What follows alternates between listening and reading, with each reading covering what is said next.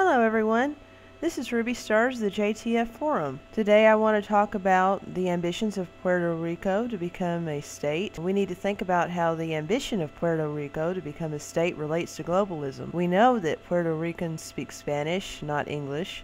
We know that they are mostly non-white, and they are also very liberal in their voting patterns. I don't think any of this will benefit the United States if they were to join us as an actual state rather than a territory. It relates to globalism in that the United States is losing its identity as a nation and is apparently becoming a multicultural mess very quickly. Not for much longer will we really be able to talk about American culture, American values, or the American way of life, because America is abandoning its heritage in favor of diversity and multiculturalism. The United States can only go so far down the road of multiculturalism and diversity before it completely loses its own character.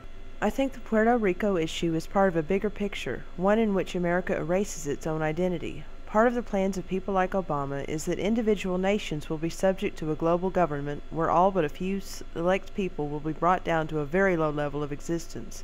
It will be part of the strategy to help destroy American identity and culture as something distinct and separate from the world. We will be told that the wealth will have to be redistributed not only among people in the USA, but through the entire world.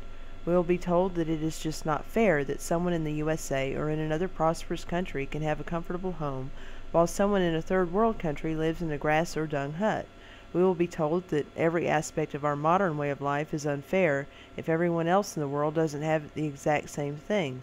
The United States is on the road to losing its sovereignty and will be subject to international bodies such as the United Nations. This is where liberalism leads to a global government, everyone subject to one central power. This is the end game of liberalism. Wake up before it's too late. Stand firm against globalism and multiculturalism. Have enough pride in your own background, whatever that may be, not to want it to be dissolved into one global mass of humanity. I'm not a world citizen, nor do I ever plan on being a world citizen. I'm a citizen of the United States, but not of the world. We need to have boundaries for our consideration. We need to put our people first.